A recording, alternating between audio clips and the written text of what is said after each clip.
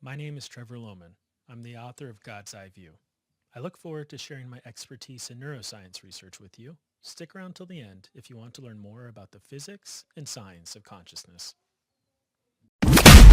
You're listening to the Good Question Podcast with Richard Jacobs. Our goal is to make each of our guests exclaim, that's a good question. I don't know the answer. Because when that happens, it means you, the listener, may be inspired to learn more beyond the interview and to ask great questions yourself that lead to new insights. In this podcast, we cover historical and current anthropology, comparative religion, and history.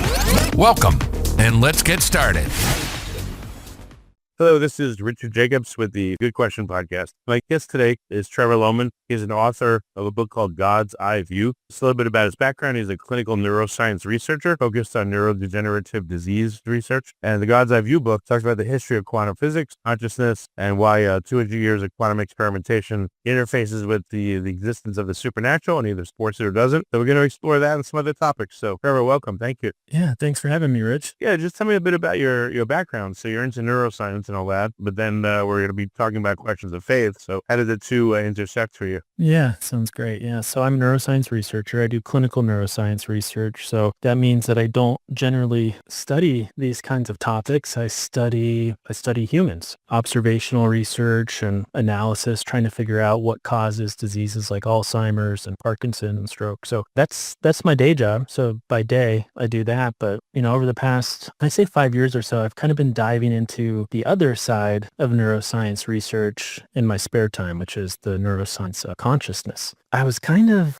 coming from a biomedical background, was kind of, I don't want to throw anybody under the bus and have nothing but respect for researchers of all sorts, but I was kind of underwhelmed by what we knew about consciousness, which, maybe shouldn't surprise me. It's one of these fundamental mysteries of the universe is what does it be alive, to be aware that we're alive. It was, for lack of a better word, weak. We have all these a sequence of correlations between, regions of the brain being metabolically active while we lie in a scanner, while we lie in an MRI. And we're kind of pointing to that and saying, well, that's sort of evidence that the region of your brain that's related to consciousness. And I don't want to sell them short. There's more to it than that. But at the end of the day, the mainstream neuroscientific view of consciousness is that consciousness is an emergent property of complex computation, neuronal network complexity. You reach a certain level of complexity, you get consciousness, it's kind of a lazy view, right? Like it's not satisfactory. It's not an explanatory theory. So it's like saying millions of years of random mutation magically led to X, Y, Z and everything we see. Yeah, it's a good point because in a sense, abiogenesis, which is, not related to evolution, it's the origin of first life from now. It's sort of kind of a similar explanation. It's like, yeah, with enough time and random interaction, emergent amazing things can happen. And I'm not claiming that they can't. I just think as a scientist, as interested people, we should be able to explore these ideas about sort of someone saying like, well, we already figured it out because, we have it. It's all very speculative. So, one of my big areas of focus is fMRI research, which is sort of the right tool. It's a tool that people use in consciousness research. And I just wasn't impressed. So I said, well, who else is dealing with stuff? And it's really the physicists. The physicists are the only group that's trying to tackle these kind of big questions, theoretical. So I did kind of a deep dive. I'm like, hey, what are these fathers of science? What did they believe? And they're kind of held up as like models of ultra rationality and logic. People like Max Planck and Heisenberg and Bohr. And when you read their journals, when you read what they actually believed, they were for lack of a better word, kind of mystical. They were stunned by this stuff. They did not understand what it meant for a particle to act differently when observed or not. That's one I wish I could have talked to the uncertainty principle. Yeah. Werner Heisenberg. I wish I could have spoken to him because I always thought, what did he think when he discovered the uncertainty principle? The more clarity you get on an object's position, the less you have on its speed and momentum. It must have been so crazy, like when he thought that, like, how could this be true? Yeah, he's an amazing guy. I encourage anybody to try to read some of his actual journals and stuff. I mean, he potentially, convinced Hitler not to develop an atomic bomb. So we have him to be thankful for that. But beyond that, he was this amazing amazing scientist who, at the end of the day, I mean, in his own words, he basically says that the answers to these questions are beyond the scope of science. And so this is one of the fathers of the modern, quantum explanations works. And, to be fair, this, it's almost 100 years ago. We can't rely on we can't necessarily say the first ideas were the best, but we should at least, be able to reflect on what these guys thought. And they were pretty stunned. Most of them. Now, some of them, there were like ultra realists, like, Thomas Young wasn't religious. Albert Einstein was sort of, kind of like pantheistic, didn't really have a well-defined understanding. But what they all agreed on was that it was mysterious. And so, this has led to a lot of different views today. We have crazy views that sound supernatural, like the multiverse. Now, what does it mean for a new universe to be created every time a decision? Well, that's a scientific, this a fringe view in my belief. I think the mainstream view is sort of a version of what's called the Copenhagen interpretation. And this is the idea that matter, can I sort of try to make an analogy quickly? Sure, yeah. Yep. So like, I'm not a computer scientist, but my limited understanding of the way a computer works is that you have, let's say, a spinning disk, you have a hard drive, and you can encode data into that hard drive using a binary link and do little positive magnetizations and negative magnetization. That's like a 0 or a 1. And from that 0 or 1 computer language, you can code. And so if we're playing a video game, like an open world video game, and you're looking at a city on a hill or your characters, the city looks pretty real. You can see it. You can see things moving. And then when you turn around and you face, let's say, a forest behind you, the city's no longer there. You're looking at a forest. And so if you're honest and you ask yourself intellectually, where is the city when you're not looking at it? Your instinct might be to say, well, it's behind my character. Look, I'll turn him around and there it is. But if you really think about it, no, it's not. There's not some real video game world that your character is living in. This is an information world. And when you're not looking at the city, it's on your hard drive of your computer. And the mainstream, semi-mainstream physics understanding of the way matter works and the way the world works is kind of like that. When you're not looking at something physical, it's not really there. And it's not, that bothers people. It bothers me too, because I'm like, what do you mean it's not there? Of course it's there. And it's not that it's not real, because, this 2022 Nobel Prize, the guys got it for proving that matter was not locally. And that word, I think that's a failure of which, because, I can touch this table. It is real. The point is, if there's no conscious agent to interact with it, it's like it's stored on the hard drive. It's not here in a real sense. There is no truly objectively real world in the absence of observation. The scientists who push back on that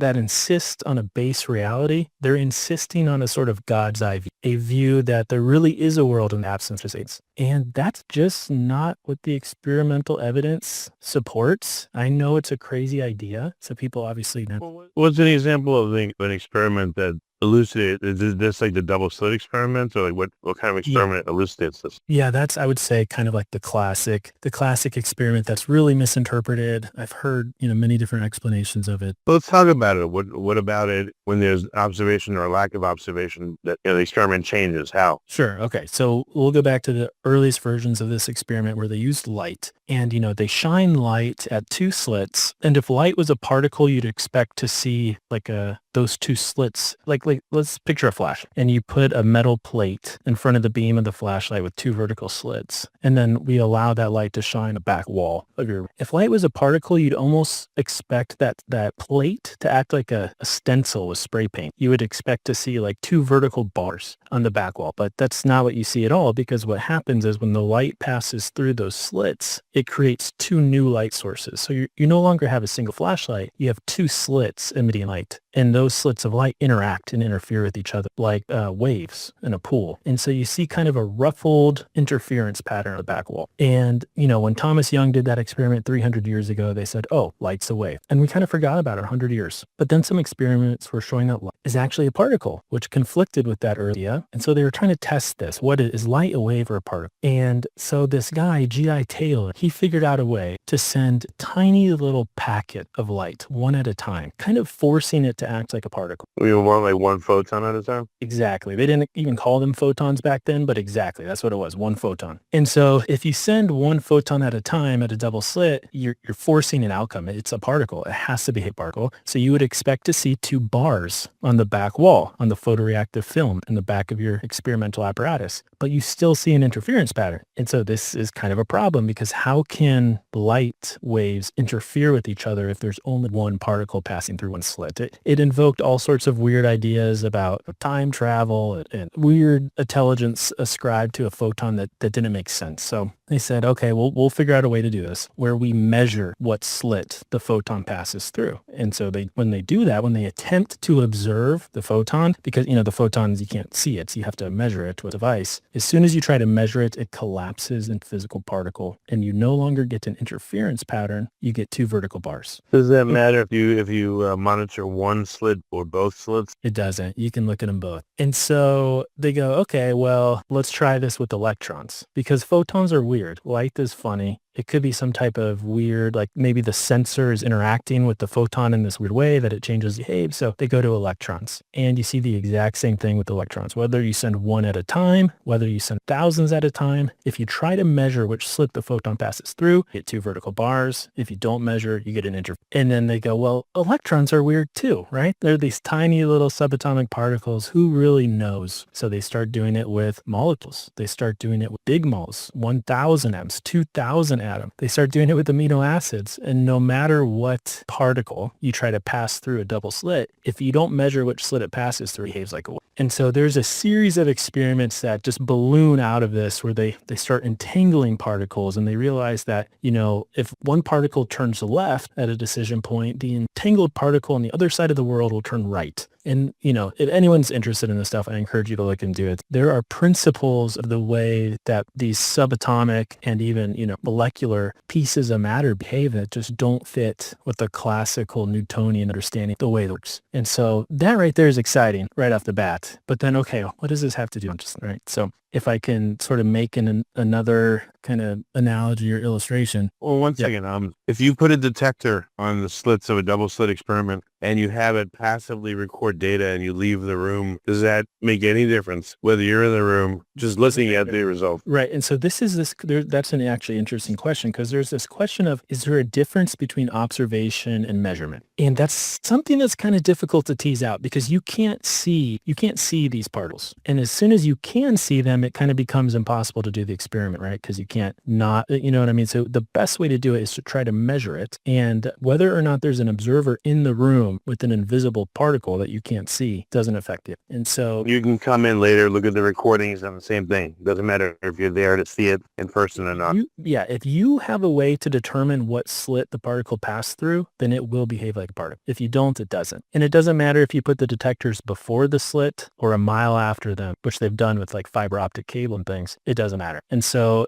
they've used fiber optic cables to do, like with interferometers, which are like these little switches, and they've shot photons through fiber optic cables. And if you're recording the direction that it goes, it appears to go both, aren't it done? So it's... Wait, so if the quote unquote screen is a mile behind the slits and you're measuring whether, a photon has hit one part of the screen or another, it still gives you the same result as if it was like 5 feet away. Exactly. Yeah, that's crazy. But as Albert Einstein said, spooky action at a distance. Yeah. Yes, and when he said spooky action at a distance, he was talking about entanglement, which is another amazing aspect of these particles. If you entangle two photons, and there's ways of doing this that has to do with how they're generated. Let's say you try to measure the spin of a photon. A photon can spin in an upspin or in a down. And if you have two entangled particles and you measure one and it's in an upspin, you automatically know the other one's in a downspin, no matter where it is in the. And if the photon is changed, because you can change it, you can force it to assume a downspin, the other one will take the opposite position. So they're entangled. And what's interesting about this is this is kind of a technological, if someone's has an engineer mindset, they might say, well, this is interesting. You could potentially communicate information across distance. And people have done that. This is this idea of quantum encryption and quantum teleportation. You can, because an up or down spin system is a binary system, you can communicate binary data across any distance instantaneously. So there's all sorts of exciting implications of this stuff. But again, I mean, what interests me because of my background is what are the applications to what it means to human, to have a human brain. What is being transferred then? Let's say I'm, I don't know, like 2 light seconds away from source and receiver, or 2 entangled whatevers, The information, I guess, theoretically is just quote unquote traveling, if it is at all, faster than light could travel. Right. How's that possible? Well, I mean, Einstein said it wasn't, this bothered him because it violates special relativity. And so, but, if we are to trust the prevailing mainstream scientific wisdom, I mean, we've demonstrated and taken an experimental over and over again. And so, what is being transferred? Well, as far as we know, there's no signal. Like we can't detect a signal between the 2 photons. We just know if one photon is assuming one state, its entangled photon is assuming the opposite state. And so we could, it's a binary system. So you could potentially code binary information between receiver and sender. And there are satellites of this that can communicate information from receiver to satellite. I mean, they're military satellites and are some, confidential, but we know that much. We know that quantum encryption and quantum teleportation are used for communication purposes. If nothing is, if no information is moving through any medium, how could it ever be intercepted? Exactly. And if it is intercepted, you'd become aware because the active observation would change the date, which is an amazing thing. But you're right. It couldn't be, not in between. If you were to interfere with the satellite itself, the receiver would become aware because it'd be observed. And so the state would change. Receiver.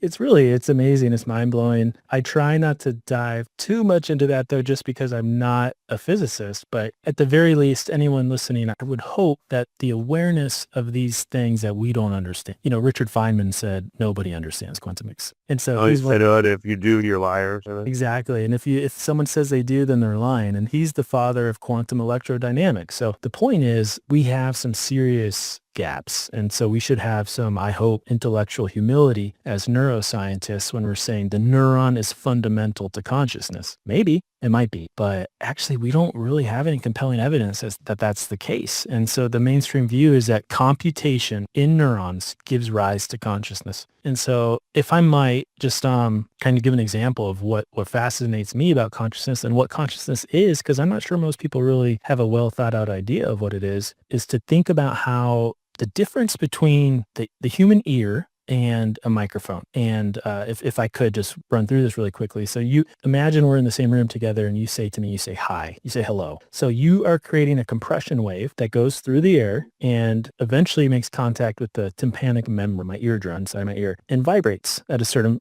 there's all different kinds of characteristics that are conveyed: tone, pitch, duration, volume. And that vibration is transferred to a tiny little fluid-filled organ that sort of looks like a snail inside your ear with hairs growing into the fluid. And those hairs are connected to neurons. And so these neurons can detect the vibration, the volume, pitch, and they code that into a binary electrical signal called an action potential. And that action potential goes to your brain. And then I might decide to say hello back, right? And we send a binary action potential signal to my vocal cords and the muscles of my mouth, and I say hi. Well, you can make, if you're a computer scientist, you can make a system that looks just like that, right? You can take a microphone, which turns a compression wave into an electrical signal that goes to a computer, and maybe that computer has ChatGPT on it, right? And so it knows to say hello back to you, and it does through a speaker. And some people do that and they go, oh, we figured out what consciousness is. I look at that and I say, no, you're missing the most amazing part. When you say hello to me, there's some kind of observer in my head that hears you say the word hello to me. It's not reflexive. I don't say hello back to you because of a reflex or computation. I experience the fact that you spoke to me. There's some kind of passenger in my head, and it literally even feels like it's in my head. At least that's what most people say. It's very much like a ghost in the machine. And that is not explained. ChatGPT is very impressive, but I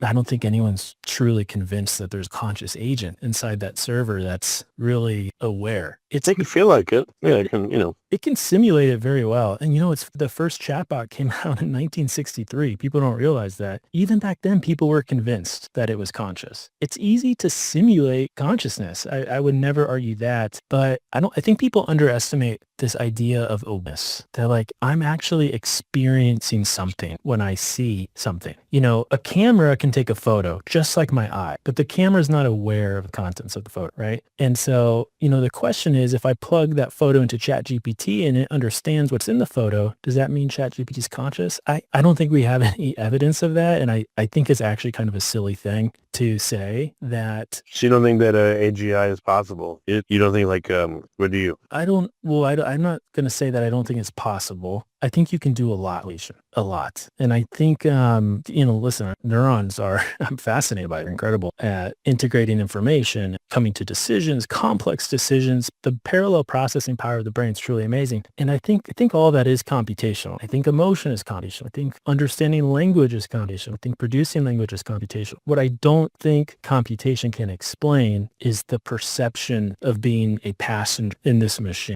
actually hearing something or seeing something. And so I think AGI could probably do everything but that, which would be incredible. I mean, it would be just like a human, a hyper smart human. They'd just be missing something. And, I hate to use words that make, my probably shudder, but it's something akin to a soul, or maybe perspective is a less offensive word. It's hard to computationally generate perspective. And no modern theory of consciousness comes close to explaining. So what are you trying to figure out in God's eye view in your book? Well, I want to know the answer to this story.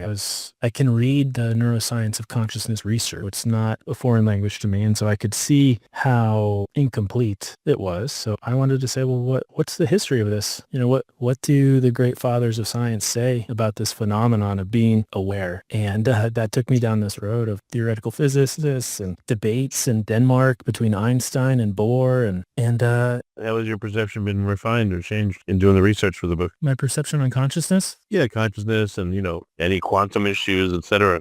Has any of that changed? Yeah, so obviously I've had a very mainstream view of all this stuff. Majority of my life, it's tough to go to as many years of school as I have and publish as many research papers as I have and not have a mainstream rational view of things. But when you go back and look that there's really no father of quantum mechanics that was confident in a rationalist reductionist view of the way matter, it kind of causes you to question some of the things you just assume to be true. And so, yeah, when it comes to quantum mechanics, I never would have interpreted, the wave particle duality of light that we learn about as meaning that, this table isn't what's sitting at it or that it's stored somewhere in information state. And so I've just become a lot more open-minded. I think that's kind of the point of the book is we should have a lot more humility as scientists when we're trying to tackle the big questions. Like, hey, when it comes to Alzheimer's, no, follow the data, look at the way, use the scientific method, deploy it to understand how you can manipulate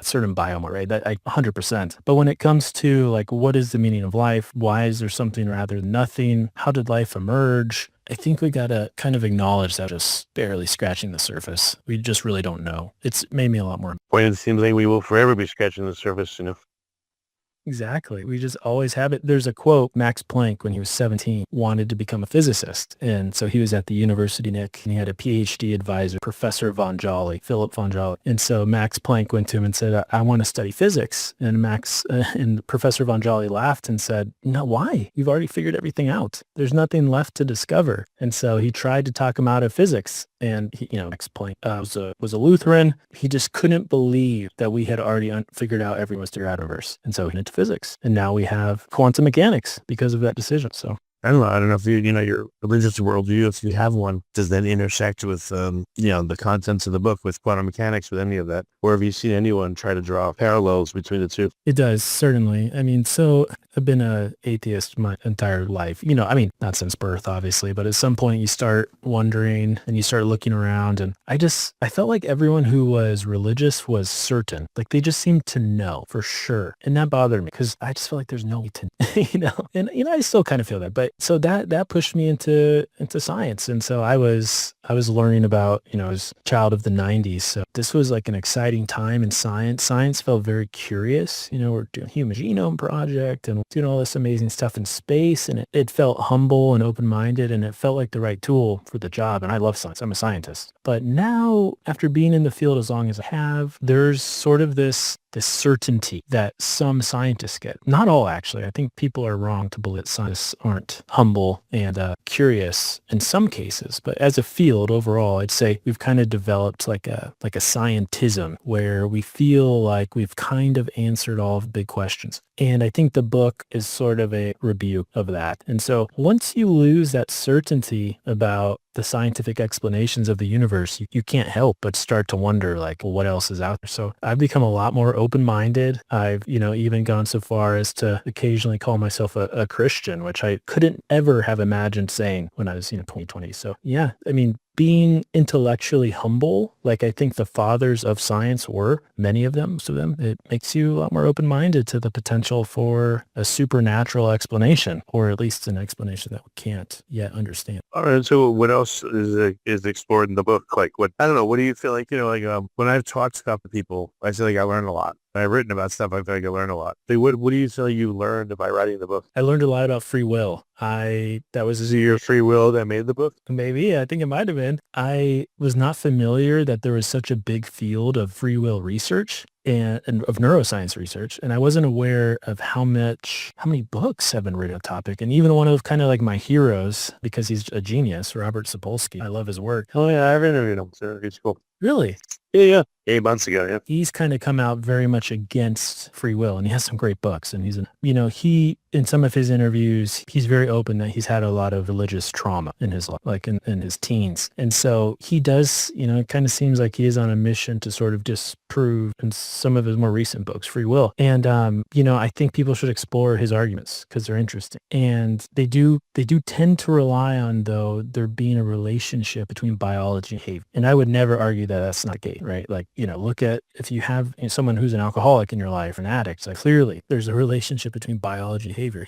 So like if you're a blind mole rat, a naked mole rat, or you're an eagle, you live two completely different lives. And so, of course, your biology shapes, how you interact with the world. Exactly. Yeah. Yeah. And so he talks about the hungry judge effect, which shows that, the severity of criminal sentencing is highly correlated with how many hours since the judge has ate. And, that's interesting. Yeah. Biology is related to behavior, but I don't think that disproves free will. And the analogy I think people use that I like is, if someone's driving a car, they're in control of the car. They're like a free agent, right? But you're still limited by the engineering of the car, right? You can't fly. You're not in total control. You sort of try to follow the rules of the road. And yeah, if someone cuts your brake lines, you can't stop. So just like an addict is going to be yoked to their biological drive. I mean, maybe they just physically can't stop because of something going on in their brain or, neurological disease. If you're schizophrenic, there's certain things you're not the ultimate authority of your life, but there's still an agent inside of you, the perspective and with will. And, recovery is an excellent example of that. An addict who beats addiction. If that's not evidence of free will, I'm not sure what is. So that was a fun topic. I wrote a lot about AI and the inventor of the first AI and the inventor of the first microprocessor. These guys all have beliefs that are pretty similar to Heisenberg and Max Planck when it comes to, consciousness. So that was fun. Well, what does it tell you? I mean, I'm trying to find the answer to this question through interviews lately, but what has happened or changed in AI for all of a sudden now it to be a lot more useful? I don't know if it has emergent properties, but it seems to all of a sudden. Is it just there's one more layer of perceptrons, whatever you call them, in your AI system, and now all of a sudden it works better? Like, what do you think has happened there? I know it's not an emergence of consciousness, but something seems to have changed. I agree. I mean, I find it useful for certain things. Absolutely. If I'm trying to come up with a bit of code to run a specific statistical analysis and it's a type of package that I've never used before, oh yeah, AI is great for that. It can do some incredible things. As far as the new development, I mean, I'm not an expert, but I do know that we started to have some big progress when, Federico Fujin started modeling AI networks after neural networks. And we did get a bit of progress, but not that much. And then, more recently, we had all these complicated things that I don't quite understand about hidden layers. And we started to make more progress. And then, I would say most recently, we just have an unfathomable amount of compute. The number of parameters in these models is starting to, it's starting to exceed the number of synapses in the language regions of our brain. And so it's, I don't know, I can't point to a particular advancement, but we have it's stats. They're predicting the next best word. They're predicting the next best sentence. They're predicting the next best response to make you happy as the user, to provide you with a satisfactory response, which is why it will lie. It will mislead, because ultimately its goal is to find the answer that statistically makes its user most happy. So, and we all know that those aren't great. You don't want too many of those in your life. So I think it's super impressive. I love technology, I love science, but I just, I don't think that, I do see a lot of people pointing to that and saying, figured out consciousness. We figured out what it means to be able to create intelligence. And, it is intelligent. It's definitely intelligent, but I don't think it's conscious. I don't think it's aware. And I don't believe that it has a neat perspective. I think that's something that actually, Well, I think it could, have certain equations that are complicated enough that you have you don't just have an answer, but you have like a whole landscape of answers. There's local minimums and maximums. You can get trapped and all that stuff. I think AI is able to explore, because of the brute force, more of the answer landscape for a given system. So then, there's stuff that you think about that comes out. But I don't think it's conscious or anything either, Yeah, for sure. It's incredible. It's forcing us as humans to think more about these words. Like, what does intelligence mean? What does self-aware mean? What does conscious versus conscience mean? I mean, it's forcing us to realize there is something special about humanity, and it's not necessarily our ability to math. That's one of the things that makes us special, but it's not the only thing. So I think, one of the theories I talk about in the book is orchestrated objective reduction, which if you ever could interview Stuart Hameroff, this is his theory. Him and Roger Penrose, another Nobel winner, they have set about using quantum mechanics to explain consciousness. And they're looking at photons inside of microtubules inside the neuron. And to me, this is exciting. And so for some reason, like the double slit experiment and the interference pattern and free will, I don't know why they go together in my mind. Like, you don't know what someone's going to do because they're free will, but you know the possibilities of what they could do. So it just seems like the same thing. I don't have the words to express it yet, but what have you thought in this regard? Yeah, they do. I mean, so here's what's amazing about Hameroff's thing, is that he's been able to show, who in the world legally can turn consciousness on and off. There's only one profession that does it, and it's anesthesiologists, right? They can give you a drug that turns off only the conscious parts of your brain. All the unconscious parts still work. The center that regulates your heartbeat still work. It's just the conscious stuff. So the natural idea is like, well, how do anesthetics work? And surprisingly, we don't exactly know. I mean, we have a lot of different ideas about chloride receptors and gabapentin, but no good theory about how all general anesthetics work. So Hameroff, who's an anesthesiologist, teamed up with the mathematician, Penrose, to try to answer this question. And they found out that if you administer a drug that binds to microtubules before anesthetics don't work. And so they proved that the microtubule is the site of action. And so, the critics come out and say, well, just because the microtubule is the site of action doesn't mean, that there's some fancy quantum stuff going on. And they're right?